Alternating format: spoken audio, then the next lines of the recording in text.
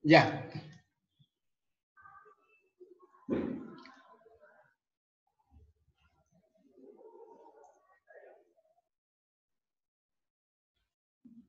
Assalamualaikum warahmatullahi wabarakatuh.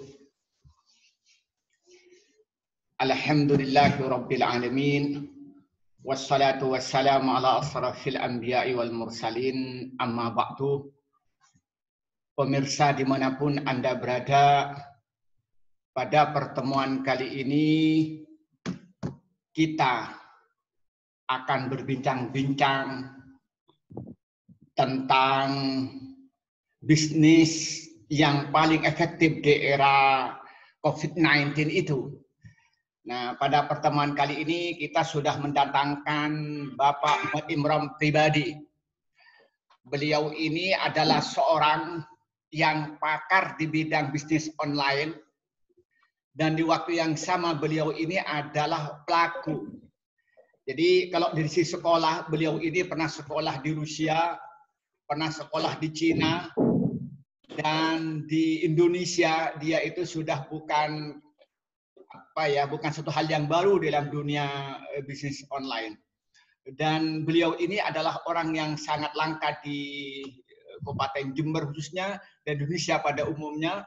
Beliau ini terus belajar dan belajar, tidak merasa puas dengan apa yang dia kerjakan, dengan apa yang dia ketahui. Maka untuk lebih dulu, mari kita sapa. Assalamualaikum Pak Imron. Waalaikumsalam Gus. Ya, terima kasih Gus. Terima kasih. Iya.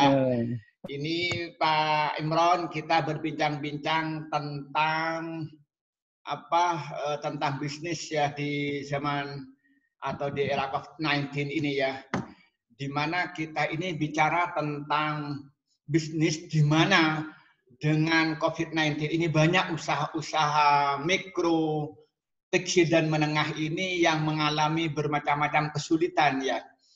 Kenapa? Karena realitasnya mereka tidak bisa secara offline ya.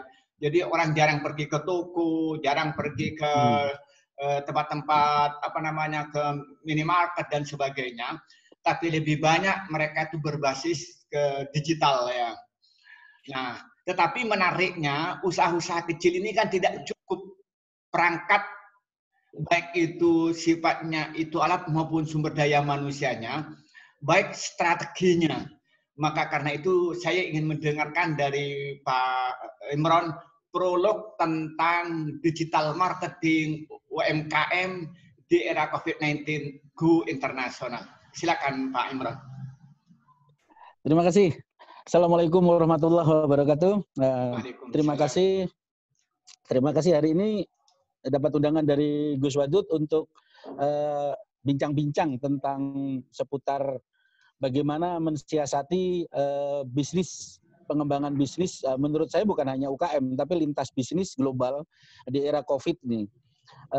Bagaimana di era COVID ini bisnis tetap bisa menasional, go internasional, bahkan omset tetap naik. Nah, sebenarnya sudah menjadi acuan global sekitar dekade 5-10 tahun yang lalu, bahwa era digital itu adalah mendominasi kehidupan manusia, mulai dari saya katakan itu jasmani dan rohani manusia sudah didominasi oleh kehidupan digital gitu. Apapun yang berbasis digital, mulai digital marketing, mulai digital engineering dan segala digital, bahkan sampai pengolahan kerohanian, kebutuhan jasmani dan rohani itu bahkan sudah masuk di artificial intelligence di bidang digital. Sehingga digital itu tidak mengarah kepada hal-hal pemasaran saja, tapi sudah multi.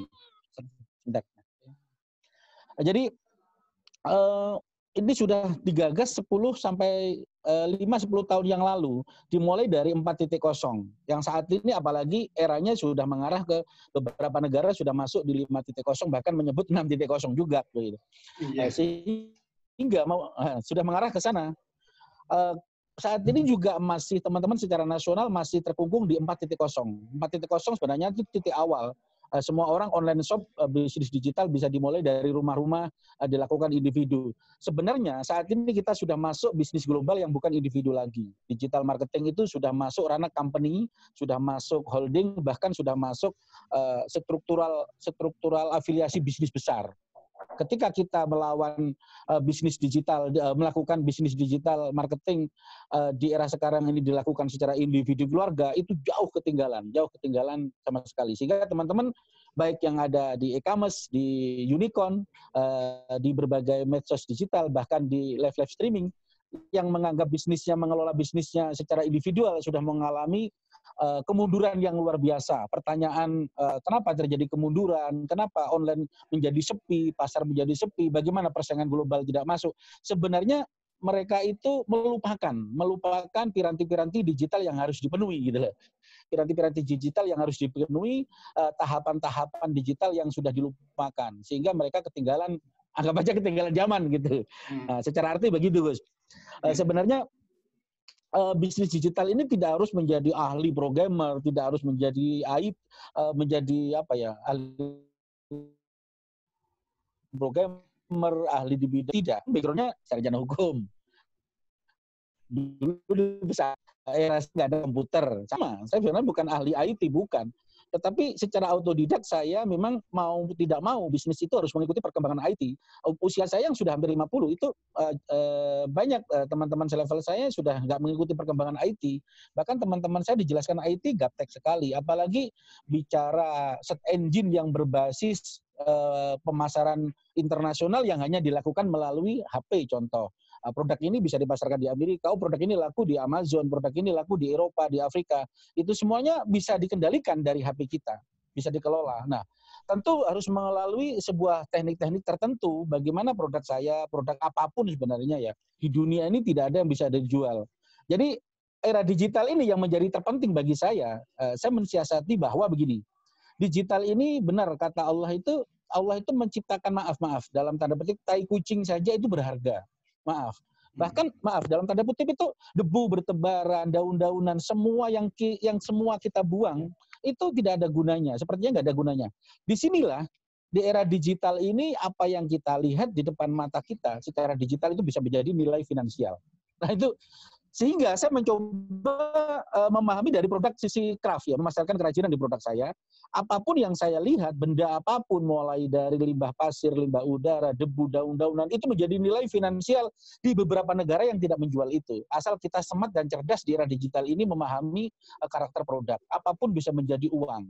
Itu salah satu yang bagaimana teman-teman nasional, baik UKM, baik company besar, apapun produk itu bisa dijual di era digital ini. Nah ini penting sekali. Kunci daripada digital menurut saya adalah mengikuti perkembangan. Bukan mengikuti updating ilmu pengetahuannya, bukan. Tadi ilmu pengetahuan di dalam digital itu sebenarnya tidak ada. Tapi yang ada adalah skill, keterampilan. Tapi digital itu adalah seni keterampilan, seni pengalaman, seni empiris, bukan sebuah pengetahuan, bukan. Jangan dianggap sebuah knowledge, sebuah pengetahuan. Ketika digital itu dianggap sebuah pengetahuan, maka hanya ada di otak. Tangan kita ini tidak berbuat sama sekali. Ini yang jadi problem. Teman-teman mengikuti webinar, mengikuti seminar secara nasional, bahkan ke internasional, tetapi tidak dipraktekkan langsung, omong kosong. Ini yang menyebabkan sehingga banyak teman-teman yang lebih hebat, lebih dahsyat dari saya pengetahuan tentang digitalnya, tetapi karena tidak dipraktekkan, maka zonk, bisnisnya nggak masuk. Nah, itu kalah orang yang hanya menguasai satu kata kunci atau satu SEO, atau satu konsep search engine, tapi dilakukan setiap hari, setiap jam, setiap minggunya dimonitor dengan baik, itu jauh lebih hebat daripada kita memahami sebuah knowledge, sebuah pengetahuan tentang digital yang sudah tingkat tinggi misalkan. Itu menurut saya nggak ada gunanya. Jadi kira-kira begitu, Gus. Yang saya sampaikan di ini, Gus. Ya. Ya, terima kasih. Saya kelihatannya ini sebelum masuk tentang strategi marketing dalam bisnis online, tapi lebih menarik kelihatannya lebih masuk tentang jiwa entrepreneur. Ya. Jadi artinya orang jiwa entrepreneur itu kan bisa melihat semua ini menjadi peluang bisnis, kemudian dimanfaatkan secara maksimal untuk mendapatkan keuntungan ekonomi ya. Jadi yang paling penting berarti adalah jiwa entrepreneur sehingga mampu melihat peluang bisnis dan mampu barang-barang itu menjadi barang sampah menjadi emas kalau bahasa saya. Mungkin begitu Pak Imran. Iya betul Gus, betul sekali ya. Nah, cuman ini masuk tadi ke jasanya Pak Imran. Banyak orang itu secara knowledge ya itu dia punya pengetahuan yang banyak. Mungkin secara formal karena dia kuliah di Fakultas Ekonomi dan Bisnis, atau dia sering mengikuti seminar-seminar, apalagi sekarang ini dengan majunya teknologi Zoom, itu sudah hampir setiap hari ada webinar gitu. Tetapi kan ada yang paling mendasar, orang itu tidak punya nyali, Pak Imron. Bahasa saya tidak punya nyali, tidak punya keberanian untuk melakukan sesuatu apa yang dia ketahui. Bahkan dia itu tidak mempunyai semangat yang tinggi. Jadi dia tidak merasa harus untuk mendapatkannya. Nah, kira-kira bagaimana menurut Pak Imron sebelum kita masuk tentang strategi marketing digital ini? Persilahkan. Ya, terima kasih, Us.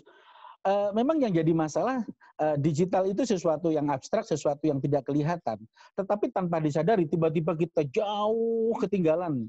Jauh ketika kita berkumpul sama sebuah komunitas baru, kita jauh ketinggalan seperti kita hidup di alam berbeda. Begitupun saya mengalami ketika saya pergi ke Singapura, pergi ke beberapa negara. Saya hidup di komunitas saya itu, saya jauh ketinggalan apa yang mereka bicarakan, apa yang saya hadapi dari komunitas itu. Artinya, di situ ada sebuah perbedaan perkembangan yang luar biasa. Nah, begitu juga saya di Jember, tiba-tiba saya di Jakarta. Saya kumpul-kumpul dengan teman-teman yang ahli digital marketing secara internasional. Sepertinya saya jauh sekali, nggak ada apa-apanya. Sepertinya saya orang gunung yang baru turun ke kota, begitu. Nah, ini sering terjadi di sekitar kita, di pembicaraan-pembicaraan sekitar kita, teman, sahabat, itu sering terjadi di antara kita, bahkan di sesama mahasiswa, di sesama teman bisnis, sesama teman rekan bisnis, saudara, anak, istri, bahwa ada sesuatu informasi antara satu individu dengan individu lain, sebuah kesenjangan yang besar. Nah, ini yang membedakan antara orang yang update informasi sama orang yang tidak update informasi, termasuk di digital. Begitu juga kadang-kadang pengaruh informasi, update-nya, maksudnya update informasi dari daily, weekly, monthly, dan seterusnya, tentang baik itu yang berbasis digital atau non-digital, ketika dijadikan sebuah digitalisasi, orang yang update-nya itu jauh lebih tinggi, secara, nggak anggap aja secara empiris praktis, kemudian dilakukan digital, itu jauh ketinggalan. Tiba-tiba jauh ketinggalan informasi, baik yang dampaknya secara finansial. Dampaknya secara finansial itu akan nyata ketika dipraktekkan. Ini beda dengan para praktisi. Memang kalau praktisi, para dosen, umpama dosen atau profesor, guru besar, saya menyarankan bahwa seorang dosen, seorang guru besar itu harus memiliki sebuah lab, menurut saya, lab riset praktis secara baik di bidang entrepreneur, baik di bidang lab-lab digital harus memiliki lab. Kalau tidak, ya maaf dalam tanda petik mereka akan menjadi, saya katakan itu ilmu pengetahuan hayalan. Ilmu pengetahuan hayalan yang tanpa dibuktikan secara real gitu. Jadi banyak sekali ilmu pengetahuan yang diajarkan, yang kita dapatkan itu hanya hayalan. Kenapa artinya hayalan? Tidak mampu dijalankan, hanya aja di otak kita tetapi tidak dipraktekkan. Itu saya sebut hayalan. Jadi apa yang menjadi knowledge atau pengetahuan yang ada di otak kita, sebenarnya 90% itu harus dipraktekkan dulu di dalam wujud, apalagi di era digital ini. Ketika tidak dipraktekkan akan menjadi zong, begitu guys ya. Nah, jadi sebenarnya digital itu bagaimana, sejauh mana kita mampu mempraktekkan dari knowledge itu yang kita dapat dari webinar, dari seminar seperti Zoom begini. Ketika, oh ini hebat, ini teori bagus, ini konsep bagus. Sebenarnya realnya bukan di situ. Realnya ayo dipraktekkan, kita buka HP kita buka unicorn kita buka akun medsos kita buka YouTube kita, channel kita, dan semua kita buka, kita isi dengan konten-konten itu. Ini yang terpenting, namanya updating. Nah, soal ada penambahan itu pasti ada, strategi persaingan global. Nah, ini baru strategi berbeda gitu. Biasanya untuk pemula digital itu harus memulai memang dari updating ini, Gus. Yang terpenting itu jalankan. Ya kira-kira itu, Gus ya. Ya oke, saya mundur sebelum masuk lebih teknis tentang knowledge ya. Yang dalam teori ilmu pengetahuan ini, yang pertama kita harus membaca atau kita itu mendengarkan. Setelah itu baru melahirkan diskusi. Seperti yang dilakukan pada hari ini, kita diskusi. Karena dari membaca, dia kalau nggak diskusi akan hilang. Dari mendengarkan, kalau nggak diskusi, dia nggak paham. Maka diskusi. Namun diskusi ini setelah selesai, harus ada produk. Dalam dunia pengetahuan itu, dalam produk bisa dalam bentuk tulisan buku, tapi dalam dunia bisnis, dalam dunia itu seni, harus terbentuk dalam dunia nyata, dalam usaha. Seperti tadi ada praktek ya. Saya ingin mendengarkan lebih dulu bagaimana pengalaman Pak Imron, contoh yang paling dekat ketika pergi ke Singapura. Bagaimana tentang budaya mereka, dalam memahami dunia bisnis yang cenderung sekarang serba online? Saya ingin mendengarkan pengalaman Pak Imron. Ya Gus, terima kasih ya Gus. Dulu saya itu sekolah dari pesantren ya. Saya dari pesantren kemudian saya ngambil S1. Saya sebenarnya ingin mengambil S3. Masih kecil itu saya harus menjadi profesor, doktor sampai S3 itu. Sejak kecil cita-cita saya itu, maka sejak nilai saya harus A. Tidak ada A. Selain A saya nggak mau. Kuliah nilai saya A semua alhamdulillah. Nah, nilai saya sudah A. Dan kuliah saya sebut 3,5 tahun begitu. Di situ saya harus menjadi S3, saya harus menjadi guru besar. Itu sudah harga mati di otak saya. Cita-cita besarnya gitu ya. Cita-cita besar saya di situ. Ternyata di dalam perkembangan setelah saya S1, saya dihadapkan kepada dalam dunia praktek ya. Dalam praktek kemudian saya masuk setelah lulus kuliah saya masuk di dunia bisnis. Saya menjadi karyawan hampir 20 tahun di hampir di 12 perusahaan internasional dan nasional. Di situ saya tercengang. Yang internasional di mana? Pengalaman yang internasional di mana? Saya di internasional masuk di perusahaan forwarding Asia Pasifik, itu perusahaan yang ada di Singapura. Itu menjadi marketing trading internasional, memasarkan produk-produk dari Cina ke Indonesia. Jadi produk-produk dari Cina ke Indonesia itu salah satunya saya ya, tim yang memasarkan. Produk yang mulai mainan semuanya itu. Di situ saya secara nasional tersinggung. Kalau begini bangsa saya dimasuki sampah gitu. Akhirnya di situ itu pekerjaan hampir 5 tahun lebih ya. Ya secara nasional barang dari Cina itu saya grojok di sini yang berbau plastik lah macam-macamnya begitu. Saya memasarkan di sana dengan skala kontainer besar. Sehingga saya mendistribusikan dari kota ke kota, itu bidang saya di situ. Itu perusahaan global yang ada di Singapura. Kemudian kalau perusahaan lokal, saya pernah di Gudang Garam, menjadi marketing Gudang Garam, pernah di Kacang Garuda, pernah di Arminum Club, dan banyak sekali pernah di perusahaan-perusahaan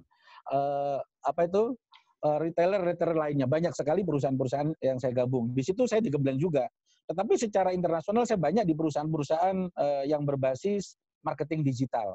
Sehingga saya memasarkan secara digital itu pada tahun era 2000 berapa ya. Saat itu belum era unicorn, belum ada. Tetapi saya sudah masuk di perusahaan-perusahaan yang berbasis digital. Ya. Jadi orang yang masih asing begitu. Orang belum mengerti tentang apa digital, sampai sudah melakukannya gitu, Pak Imron. Ya, sebenarnya antara tidak percaya juga, masa sih cara jualan begini laku? Masa sih hanya jualan foto-foto begini laku? Ini jualan konsep apa? Nah, itu ketika saya mengikuti materi-materi di Singapura dan beberapa di Jakarta dulu pernah orang-orang top ya, orang-orang top. Kadang-kadang ada James Kui, kadang-kadang banyak juga, ada James Kui, banyaklah pakar-pakar. Bahkan itu Bill Gates pernah juga ngajarkan begitu juga, ikut seminarnya Bill Gates dan banyak tokoh-tokoh internasional di bidang IT. Saya nggak yakin. Karena ini dunia baru di otak saya. Nah, di situ saya menemukan, kenapa saya batalkan kuliah S2 saya. Itu saya batalkan karena kamu percuma kuliah tinggi-tinggi, jangan sampai, ya maaf, ini bukan berarti saya menghina kasar begitu. Kamu percuma, otak kamu, ilmu kamu selangit, tapi praktek kamu, ilmu kamu hanya kamu praktekkan 10%. Sebenarnya kamu melakukan penjajahan logika, penjajahan mental, penjajahan kepribadian kamu sendiri. Di situ kamu melakukan pembodohan diri sendiri. Kenapa? Karena ilmu kamu hanya menjadi angan-angan di otak kamu yang tidak pernah kamu praktekkan. Nah gitu. Di situ saya dicekokin konsep begini. Perang batin lah istilahnya. Perang batin begitu ya dalam hatinya ya. Betul. Nah, sehingga teori-teori begitu, wah, kamu percuma. Mendingan kamu dasar kuliah. Kamu tinggal aja kamu kuliah kamu, karena kuliah kamu hanya teori. Di praktek, di sini akhirnya saya mengikuti pelatihan-pelatihan, diklat 1 hari, diklat 1 minggu, 3 hari. Sebenarnya itu materi-materi S3 yang banyak diajarkan secara bisnis ya. Tapi secara praktis nih ya. Tapi ini materinya lebih banyak praktis ya, lebih praktis ya. Iya. Di situ ternyata setelah saya walaupun nggak kuliah, saya saya sering masuk di perpustakaan UNER, perpustakaan UI. Loh, ini kok ada di buku ini konsep inilah. Di situ akhirnya saya sambil bekerja, saya masuk di perpustakaan besar, universitas di UGM, di ITB dan seterusnya saya masuki. Ternyata ada kajian-kajian itu yang diajarkan di perusahaan-perusahaan berbasis internasional itu. Itu ada semua. Di tesis, disertasi saya baca ada. Nah, itu saya baca disertasi orang-orang besar, orang-orang sukses, yang para menteri-menteri itu yang ada di UGM, yang ada di UI itu saya baca. Oh, ternyata sama. Kenapa di Indonesia nggak jalan? Ini sudah ditulis semua. Seharusnya Indonesia lebih maju dari Jepang atau dari Cina, dari Eropa. Karena ini yang bikin mandek. Nah, di sini saya merasa oh berarti kata mentoring saya betul. Nah, gitu. Di situ menjadi yakin, menjadi sebuah keyakinan saya yang harus merubah. Saya tidak melanjutkan S2 ketika itu, Gus. Kira-kira begitu, Gus. Ini sehingga saya harus menekuni apa yang saya baca harus saya jalankan. Apa yang saya baca hari ini harus saya jalankan.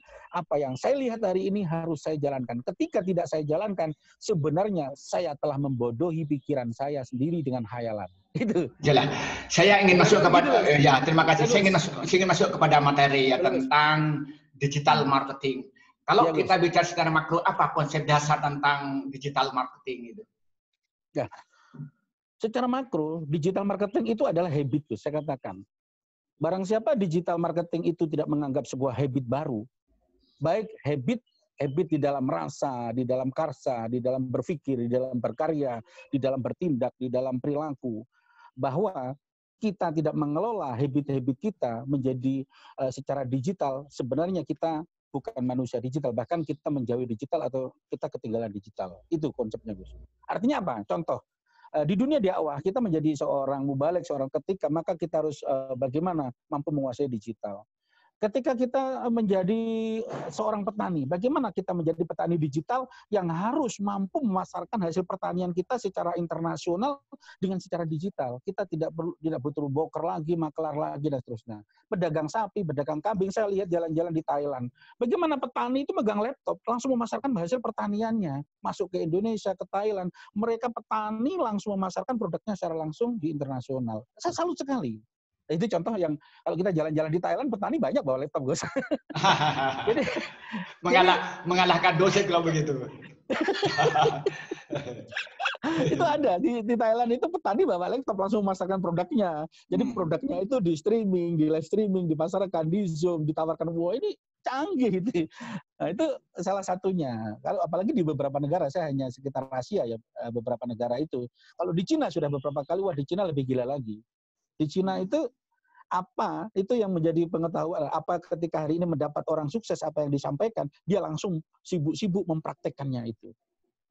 Mempraktekkan apa yang didengarkan hari ini dan kemudian langsung dipraktekkan. Itu orang-orang yang ada di Cina itu lebih langsung. Dia ingin menjadi knowledge harus secepatnya menjadi empiris gitu. Ilmu pengetahuan orang lain harus menjadi empiris dirinya sendiri. Nah, itu orang di Cina itu menjadi habit budaya. Dan kemudian dilakukan secara digital. Mengapa secara digital? Digital itu sebuah keniscayaan yang tidak bisa ditinggalkan. Artinya habit baru yang tidak bisa ditinggalkan, suka tidak suka, mau tidak mau harus dimakan. Barang siapa yang tidak makan, pasti ketinggalan zaman. Karena digital ini akan hidup 250 tahun ke depan. Itu diramal oleh pakar-pakar digital. Barang siapa meninggalkannya, pasti akan ketinggalan zaman. Siapapun orangnya. Tidak peduli kiai, tidak peduli siapapun orang kaya, ketinggalan. Gitu. Nah, dari sinilah saya menjadi terenyuh bahwa digital itu sebuah keniscayaan. Nah, baik secara marketing, baik secara apapun, itu keniscayaan yang tidak bisa dipungkiri. Bahwa ini adalah habit baru yang diciptakan Tuhan, dan kemudian menjadi habit barat. Saya tidak mengatakan ini habit barat, habit muslim, tidak. Tapi digital itu adalah sebuah era yang bagaimana 250 tahun ke depan itu masih menguasai habit baru ini. Dan ini harus, apalagi kita sebagai generasi muslim, generasi santri, mahasiswa, harus dimakan bola ini 100%. Gitu, kira-kira begitu. Ya, oke. Sebelum saya masuk ke dunia bisnis, saya ingin masuk begini. Kita dengan masuk revolusi industri 4.0 itu kan intinya ada digitalize. Yang terutama ketika COVID-19 ini kan perilaku masyarakat sangat digital ya. Ada pengaji pakai digital, bahkan istighosah ya, atau laku-laku religius itu berperilaku itu ngaji online, komunikasi online ya.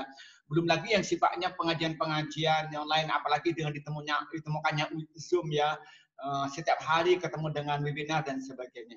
Ini apa menurut Pak Imron untuk orang-orang perilaku pada umumnya tadi, bukan hanya pelaku bisnis, juga pelaku dakwah, kemudian tadi itu pelaku pembina kemasyarakatan dan sebagainya. Itu bagaimana untuk menjelaskannya? Ya.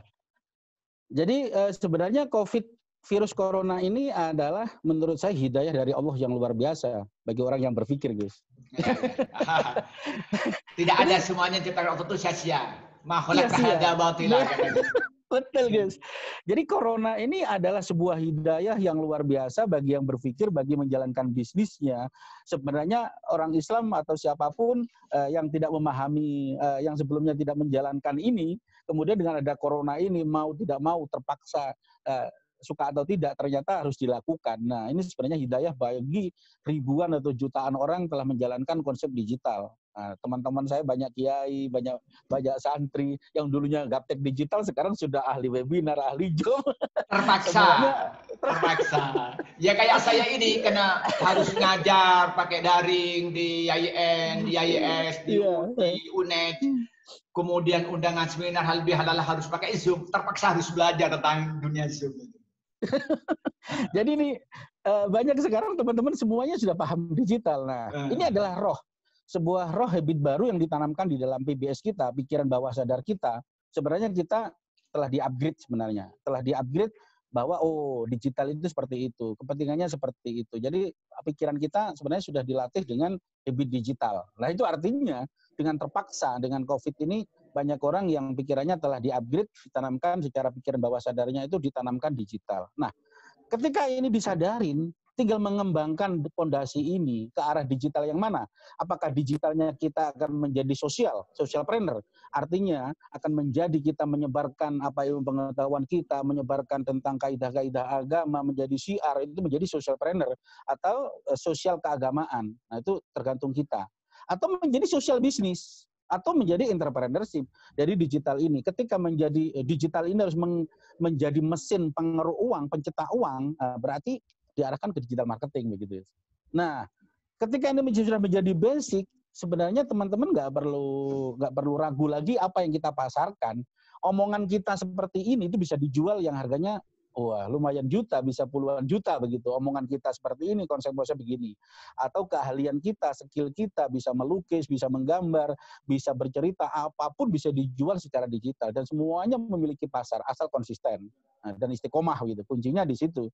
Karena apapun yang dijual, contoh, saya punya teman itu seperti ini, Gus. Nah, ini contoh, saya ambil contoh. Ya, silakan. Ada teman saya itu hobinya bunga seperti ini, Gus. Kebetulan saya ini di taman ya. Teman saya tiap hari memiliki bunga seperti ini, ditanam, dikembangkan banyak. Kemudian dia nggak paham digital, nggak tahu apa-apa. Nah, karena terlalu banyak, dia sering melakukan live streaming, melakukan Zoom begini, kemudian ditawarkan, diupload di Bukalapak, di Tokopedia, di Lazada, bahkan di beberapa negara, di eBay. Ya. Ternyata laku dan sekarang menjadi sukses, menjadi pengusaha bunga ya. Pengusaha bunga itu contoh. tapi bukan bunga desa ya. Iya betul. Itu artinya bahwa jangan berpikir produk itu harus bermerek, harus begini, tidak. Jadi apa saja yang kita lihat, kita ketika itu di-branded sedemikian rupa, dikemas sedemikian rupa, bisa dijual.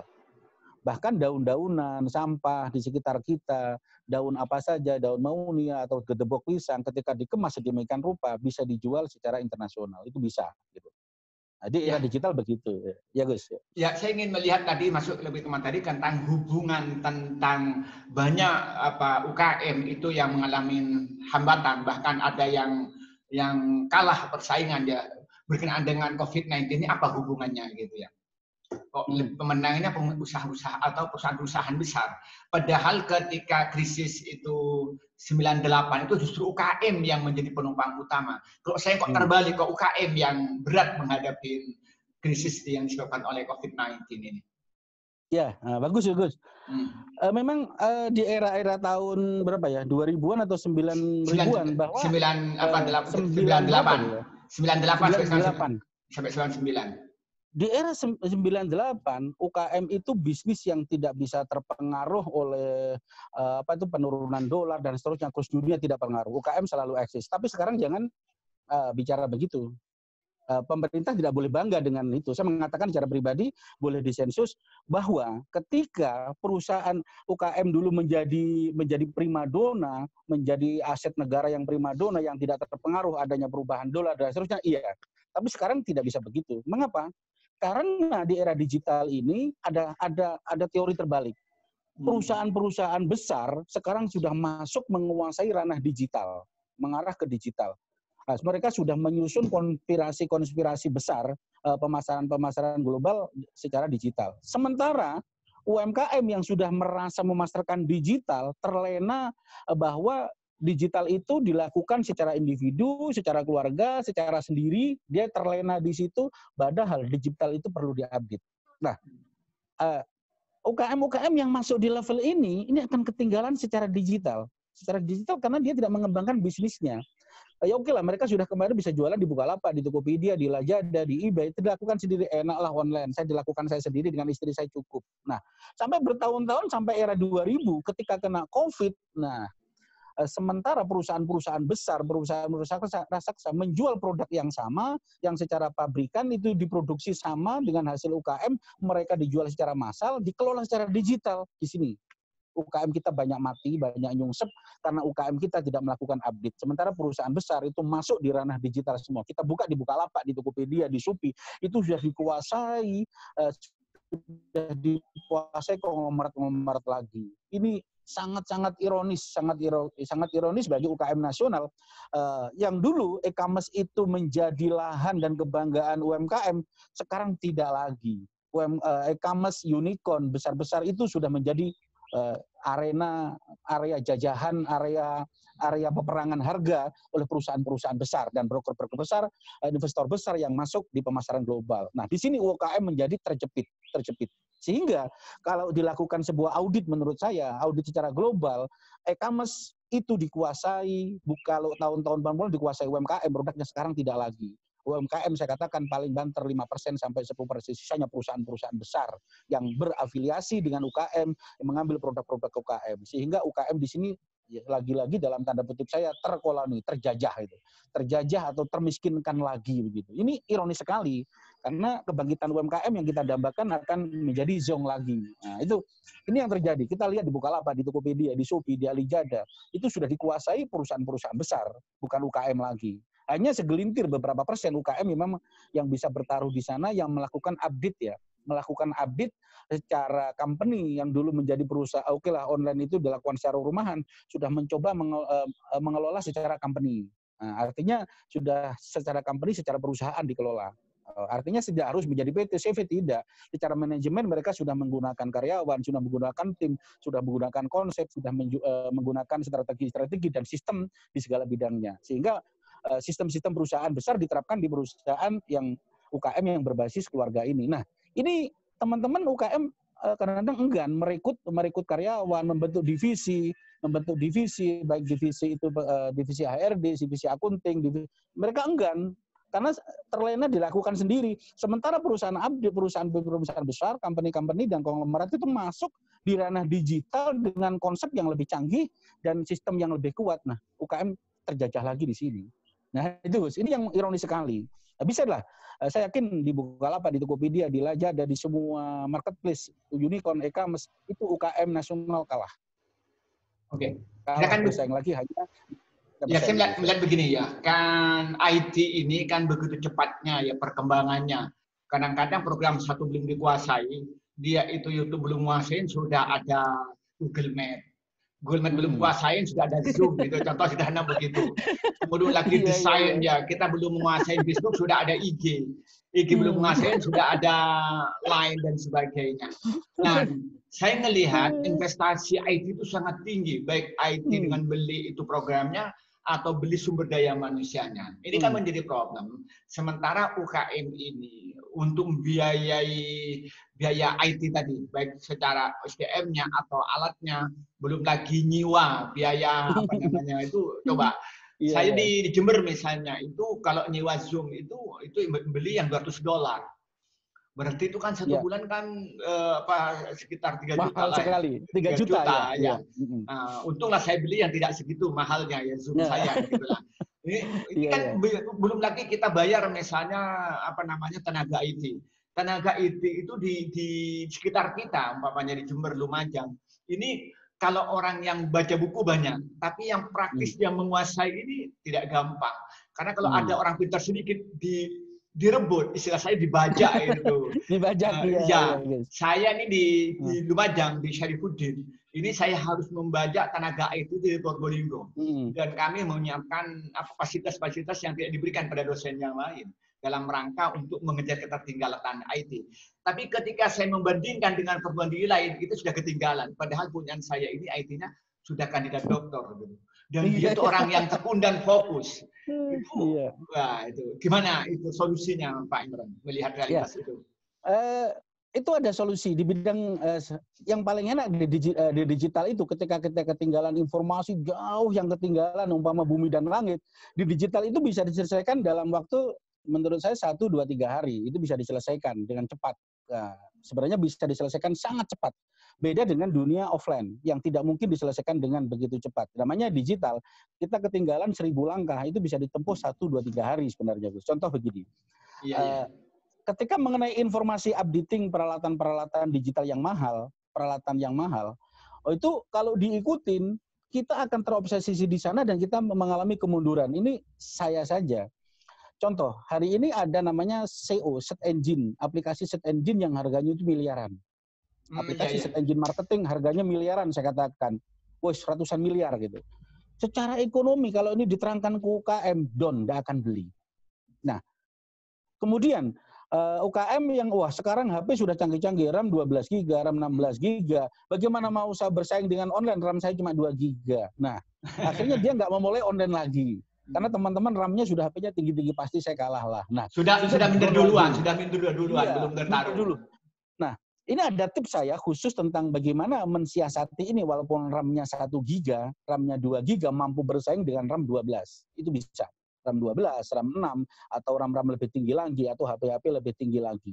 Atau mereka, saya katakan lagi, ada orang marketing, saya kalah marketing, mereka sudah bayar FB Ad, bayar Canvas, bayar SEO, bayar Google, bayar traffic, bayar server yang nilainya ratusan juta, bahkan miliar. Bagaimana saya UMKM kecil mampu bersaing menghadapi mereka? Nah, begitu. Itu banyak sekali, bahkan ribuan, saya katakan jutaan. Mereka down lagi, sehingga nggak memulai bisnis lagi di bidang digital, mengurangi. Ini membahayakan. Nah, ada solusi yang tepat. Itu walaupun RAM-nya 1 GB mereka dilakukan sendiri. Kelemahan digital secanggih-canggihnya program yang termahal itu updating SEO, search engine marketing dan seterusnya itu yang harganya mahal. Ingat, digital itu selalu ada KW-nya. Nah, gitu ya. Selalu ada KW-nya. Harga yang murah. Ya. Ada tiruannya yang murah gitu ya. Iya, digital itu selalu ada aplikasi KW.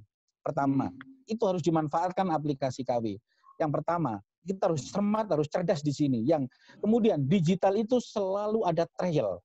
Nah, trial. Barang siapa yang mampu memanfaatkan produk KW, pertama, itu akan menjadi penguasa digital. Barang siapa yang mampu menguasai teknologi trial, Zoom seperti ini trial, kalau dia melakukan trafficnya tinggi dengan Zoom, dengan aplikasi trial, maka itu bisa dikasih free oleh Zoom. Karena kita mempromosikan Zoom. Ini contoh begitu. Nah, pengalaman saya dulu, saya dulunya pakai yang trial ya, yang 40 menit, ya 40 menit itu. Tapi lama-lama saya harus beli yang mahal juga gitu untuk perkembangan. Karena harus diskusi seperti dengan Pak Imran ini 3 jam, 2 jam, atau saya webinar kayak besok itu saya itu harus halal bihalal kolosal. Gitu. Ya. Saya masuk lagi Pak. Nah, kemudian berikutnya, bagaimana kita itu menghadapi UMKM itu di COVID-19 ini supaya bangkit, bahkan tidak hanya sekedar nasional, tapi go internasional. Apa langkah-langkah yang harus dilakukan itu dalam kondisi kayak sekarang ini dengan memanfaatkan bisnis online atau digitalize ini? Ya, jadi sekarang perlu dipahami bahwa teman-teman UMKM, teman-teman para entrepreneur di bidang digital, digital itu sudah mengalami updating global yang tidak terbatas lagi.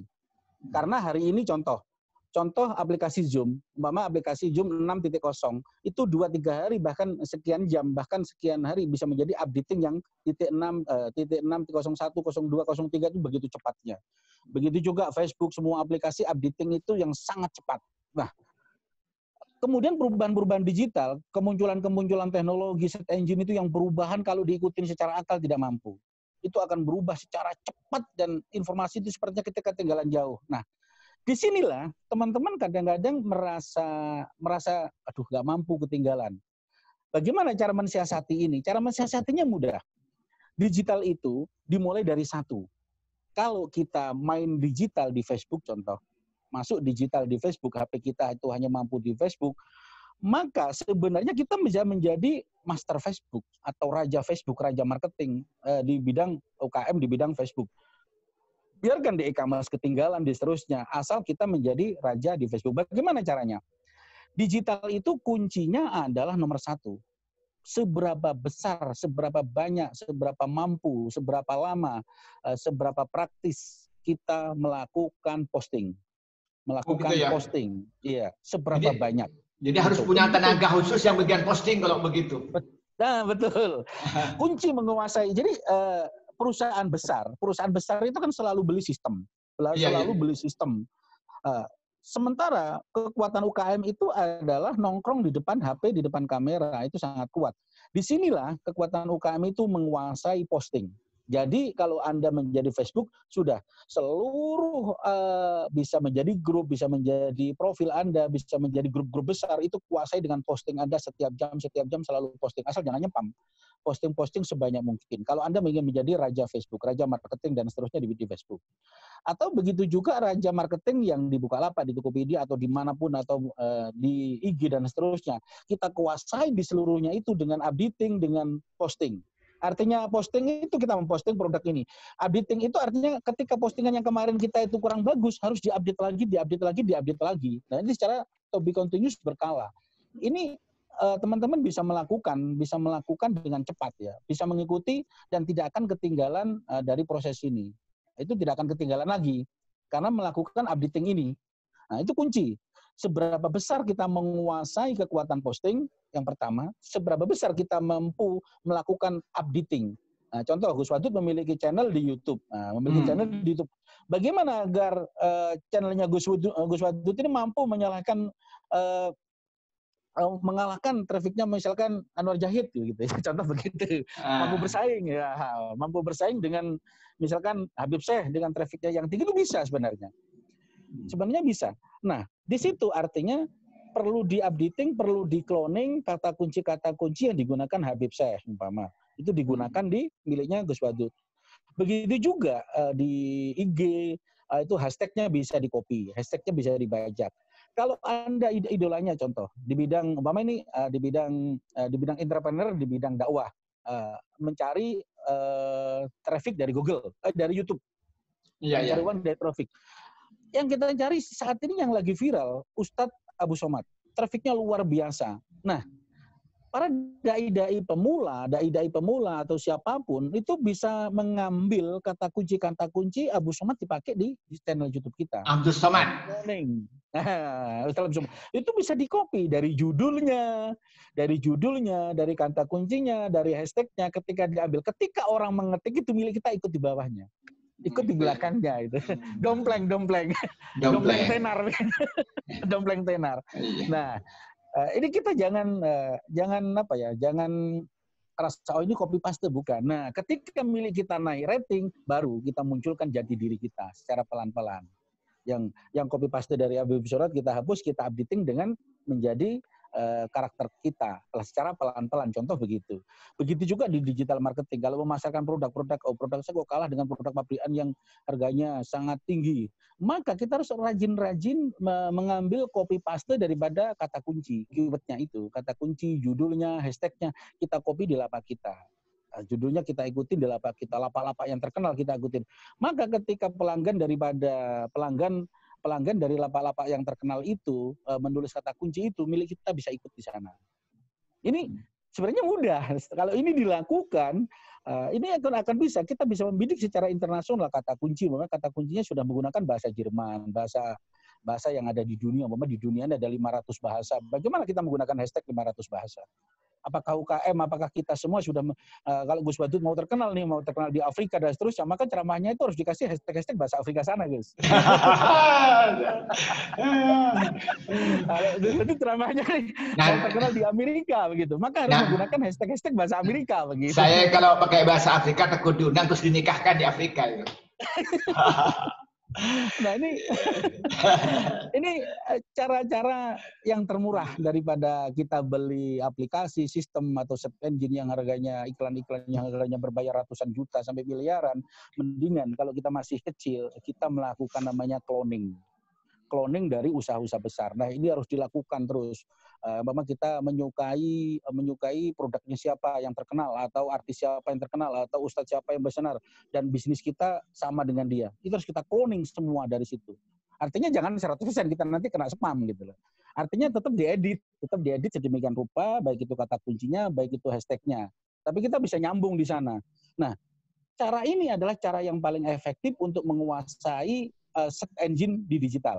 Digital itu sebenarnya bukan sebuah teori, sebuah harga mahal, tetapi sebenarnya digital itu adalah seberapa besar kita melakukan search engine itu bergerak, seberapa besar kita melakukan posting, dan postingan kita itu harus diadaptasikan dengan search engine trafficnya orang-orang besar. Maka miliknya trafficnya orang besar itu harus kita copy, mulai dari kata kunci, mulai dari hashtag, mulai dari copywriting-nya itu harus kita copy di lapak-lapak kita. Lapak-lapak besar itu harus kita copy semuanya.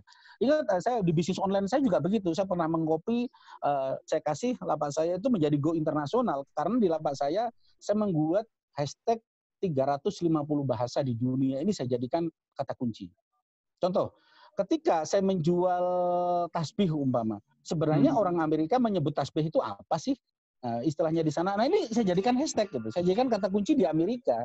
Nah, dan kemudian orang Afrika, orang Eropa menyebut tasbih itu apa sih? Itu saya jadikan hashtag di sana dengan bahasa-bahasa yang ada di Eropa. Bahasa di Eropa ada berapa sih? Apa sih? Nah, itu kan bisa diterjemahkan di Google dan menjadi hashtag kita. Ketika ini jadikan kita hashtag, mau tidak mau produk kita, orang Afrika ngetik, orang Eropa ngetik, produk kita ada di sana. Muncul dengan sendirinya ya? Muncul dengan sendirinya karena kita telah menggunakan keyword atau hashtag atau copywriting-nya kita bagus. Sebenarnya ini permainannya. Permainan digital itu bukan sejauh mana kita beli server besar, iklan besar, itu bukan. Kunci awal adalah bagaimana kata kunci kita itu bisa kata kunci internasional yang dipakai. Itu yang pertama. Tip yang sangat hebat kalau di dunia ini, contoh, ada 500 negara. Umpama ada 500 negara, berarti kan ada 500 bahasa. Kalau perjualan kita mau laku, maka harus dijadikan kata kuncinya itu 500 negara. Copywriting-nya harus di-copy menjadi 500 copywriting 500 negara. Begitu juga hashtag-nya harus menjadi 500 hashtag di bahasa-bahasa itu. Dan kemudian itu di-build up. Di mana? Di YouTube kita, di Facebook kita, di IG kita, di tempat marketplace kita. Mau tidak mau, walaupun kita iklannya dibuka lapak karena kita sudah mencantumkan hashtag atau keyword-keyword internasional, orang yang dari Eropa sana ngetik, muncul buka lapak kita di sana. Nah, di situ orang itu bisa menghubungi kita karena di situ ada jejak digital kita yang kita tinggalkan begitu. Nah, ini kunci yang mendasar. Kita sebenarnya nggak perlu bahasa, nggak perlu beli iklan yang harganya ratusan juta sampai miliaran. Dengan pola ini kita memiliki tim, tetap ada tim karyawan 1 atau maksimal 5, 3 sampai 5 sudah bisa melakukan updating go internasional dari rumah kita walaupun HP kita RAM-nya 2 GB. Itu bisa. Caranya adalah menguasai pertama posting dengan kata kunci 500 bahasa di dunia. Hashtagnya 500 bahasa di dunia, copywriting-nya. Ini fondasi dasar go internasional UKM kita. Yang jadi masalah adalah apakah kita sudah mampu melakukan dan seberapa besar kita melakukan itu. Dan ada kemauan. Apakah ada kemauan untuk melakukan itu? Betul. Ini fondasi dasarnya di situ. Jadi fondasi dasarnya kita nggak usah belajar search engine, strategi ini, strategi Eropa, strategi itu menurut saya terlalu tinggi. Kita nggak usah pelajari search engine itu, atau kita beli traffic atau beli iklan seperti yang ada ditawarkan. Ya maaf, bukan berarti di FBA dengan harga yang puluhan juta, ratusan juta dan seterusnya, bukan berarti itu salah. Itu menurut saya juga nggak ada gunanya. Sampai sekarang hari ini saya nggak bermain FBA, nggak bermain Canvas. Itu saya tinggalkan 100%. Sudah 5 tahun yang lalu FBA, Canvas yang begitu hebatnya saya tinggalkan, saya lupakan, tidak saya lakukan. Tetapi saya mengikuti perkembangannya. Oke. Nah itu salah satunya. Ya. Mungkin saya ini lebih senang melakukan cloning begitu ya. Oke, mungkin ini sebagai nanti mendekati closing statement. Ada begini, kan bisnis itu kan ada dua, ada barang, ada jasa. Bagaimana teknisnya? Contoh begini, tadi kalau barang kelihatannya lebih gampang dijelaskan. Ya. Tapi kalau bisnis jasa, misalnya ingin mengadakan bisnis pengajaran bahasa Inggris online, pengajaran bahasa Arab online, atau bisnis-bisnis yang lain yang sifatnya jasa, apakah ada perbedaan dalam strategi bisnis online ini dalam menggunakan marketing, digital marketing itu, Pak Emro? Nah ini, antara jasa dan produk praktis di digital itu tidak ada perbedaan. Saya katakan produk jadi dan produk jasa ketika didigitalkan itu semuanya menjadi jasa. Gitu, jadi produk kita, saya jualan umpama tasbih dari benda, setelah saya digitalkan itu menjadi abstrak, bukan benda lagi, jasa. Karena saya jualan foto sudah. Saya jual foto. Yang saya jual konten gitu. Yang saya jual konten bukan bendanya sebenarnya. Tetapi sama dengan orang menjual asuransi. Yang dijual asuransi kan kata-katanya dan seterusnya. Ketika diketik menjadi digital sama. Kontennya adalah foto, kata-kata lagi. Nah, jadi sebenarnya nggak ada semua. Jadi menjadi abstrak semua di digital itu karena orang digital kan tidak melihat bendanya langsung. Nah, dari pola pikir yang seperti ini kalau ini dipahami secara digital itu nggak berpengaruh. Tinggal ada perbedaannya sebenarnya kecil. Kalau produknya itu yang real, maka kita melakukan ukurannya itu space, ukurannya volume, ukurannya diameter. Ukurannya di sana. Kualitas, ukurannya kualitas. Tetapi yang jasa adalah ukurannya adalah sama. Tidak bicara space, tidak bicara volume, tapi bicara excellent service. Nah, bicara excellent service, bicara layanan prima. Itu perbedaannya hanya di situ.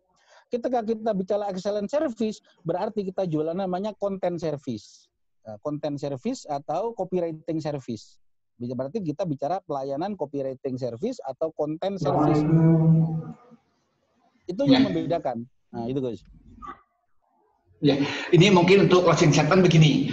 Apa rekomendasi Pak Imron untuk pemula, terutama teman-teman mahasiswa atau sarjana yang punya keinginan untuk dia masuk ke dunia bisnis, terutama menggunakan bisnis online atau digital marketing ini, agar supaya dia pada akhirnya menjadi pengusaha yang go internasional seperti yang dialami oleh Pak Imron? Jadi untuk menjadi entrepreneur go internasional walaupun itu masih mahasiswa, katakan mahasiswa HP RAM 2 GB begitu ya. Iya. Itu bisa dimulai dari hari ini. Jadi bisa dimulai dari ini.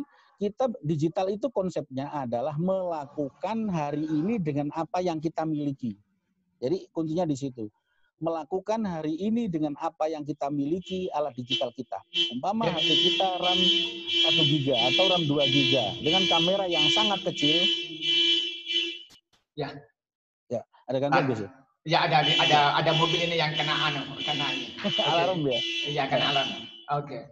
Jadi kan begini ya, mungkin bahasa kita kerjakanlah apa yang ada, tapi jangan pernah puas dengan apa yang ada. Kira-kira begitulah. Betul. Jadi kita memulai dari apa yang kita miliki, jangan yang dimiliki orang lain. Kita kerjakan maksimal dengan powerful yang kita miliki. Dari alat HP kita, dari produk kita tawarkan secara maksimal. Nah, dan kita ceritakan secara objektif, secara penawaran. Nah, di situ digital kadang-kadang kita memasarkan, maaf, produk ini saya foto dengan kamera segini karena kemampuan saya masih segini. Nah, gambar sehingga kurang terang. Itu menjadi deskripsi menarik ketika dibeli orang-orang yang hebat. Itu pernah saya lakukan. HP saya ini RAM-nya, kameranya berlapis-lapis. Saya pernah memotret dengan kamera HP RAM 1 GB. Jelek sekali. Maaf, ini saya foto dengan HP jelek, HP ini, tapi memang saat itu saya adanya di luar pulau adalah dengan adanya HP ini, orang di sana. HP saya kehabisan baterai, jadi saya foto dengan hasil sejelek ini. Tapi inilah real foto produk asli yang saya foto dari produk itu. Wah, laku keras, Gus. Karena saya menjual originalitas.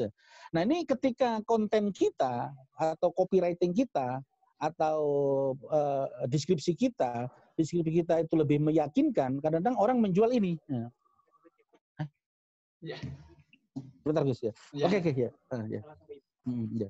Nah, ini kadang-kadang lebih orang akan melihat bahwa konten itu nomor satu daripada casing begitu. Nah, sehingga kadang-kadang ketika kita menggunakan alat apa adanya, orang akan melihat konten bukan casing lagi. Orang paham, oh ini memang kualitas HP-nya seperti ini kemampuannya. Orang akan bicara konten ketika itu. Ini artinya masih ada peluang besar bagi kita yang jadul, yang pemula, yang HP-nya rendah kualitasnya, atau internet kita rendah, kita bisa melakukan secara maksimal, bahkan bisa bersaing secara internasional bisa. Asal kita tetap yakin dan optimis dan melakukan pekerjaan-pekerjaan besar. Nah, online itu adalah seberapa besar yang kita lakukan hari ini adalah perilaku orang-orang besar gitu. Perilaku perusahaan-perusahaan besar, perilaku para pebisnis online pakar-pakar dunia yang sudah besar, kita lakukan dengan mulai dari alat yang apa adanya sama dengan mereka. Maka itu akan lebih cepat mengimbanginya gitu. Jadi dia harus menggunakan cara berpikir seorang pengusaha besar dan bertindak seperti pengusaha besar, begitu ya? Nah, betul sekali, maksud saya ke sana. Itu sangat penting sekali gitu. Tapi ada gini Pak Imron, kadang-kadang Bapak sudah minder, dia karena dia misalnya karena tidak punya kemampuan bidang bisnis, atau karena tidak punya mentor, atau karena dengan alasan yang lain. Untuk closing statement, apa rekomendasi Pak Imron, terutama zaman sekarang ini kan lebih banyak orang mencari pekerjaan daripada menciptakan pekerjaan. Apalagi dengan tadi itu ada hikmah COVID-19 kalau bahasanya Pak Imron. Jadi bagaimana yang harus kita lakukan? Hikmah ini yang dulunya itu masalah justru menjadi peluang. Kan teori apa disuatkan begitu. Bagaimana tantangan menjadi sebuah peluang, justru kelemahan menjadi sebuah kekuatan. Apa closing statement yang disampaikan oleh Pak Imron? Ya. Memang ketika teman-teman memulai bisnis digital, aduh, baterai saya hampir habis nih Gus. Ya, mungkin setelah ini diakhiri closing statement. Ya. Jadi semoga nggak mati di tengah jalan ya, lagi di taman. Nah, jadi kuncinya sebenarnya yang menjadi kendala kita adalah kita tidak berani memulai karena di otak kita itu sudah ketinggalan. Nah, sudah ketinggalan. Aduh, saya ketinggalan dengan itu, ketinggalan dulu. Artinya minder dulu sebelum kita berbuat. Ini yang menjadi masalah, menjadi problem teman-teman UKM atau mahasiswa atau siapa saja merasa ketinggalan dulu. Ini yang membahayakan sebenarnya.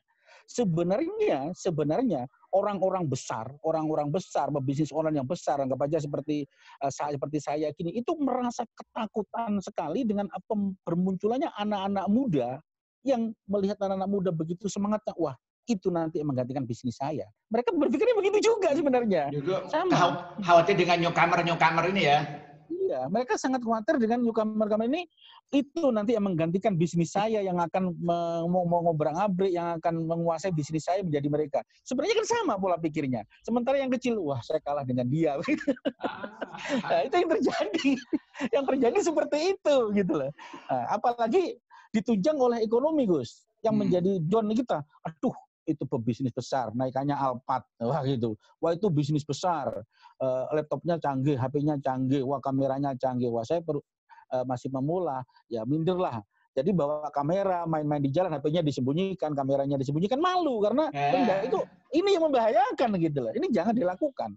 Kita harus optimis, kita harus pede bahwa kita harus melakukan pekerjaan-pekerjaan orang besar, perilaku-perilaku orang besar dengan alat yang apa adanya, yang terjelek dari diri kita yang kita miliki. Itu lebih hebat perilaku ini dan ini menurut saya akan menjadi perilaku orang besar. Dan kita akan menjadi besar ini. Ini kunci, Gus, kunci utama para UKM, jangan minder dengan produknya yang masih kecil, bahwa itu harus dilakukan. Perilaku-perilaku orang besar itu harus kita lakukan di bisnis kita, di usaha kita, di segala bidang kita. Itu harus kita lakukan perilaku-perilaku itu. Maka secara otomatis saya yakin akan berubah gitu.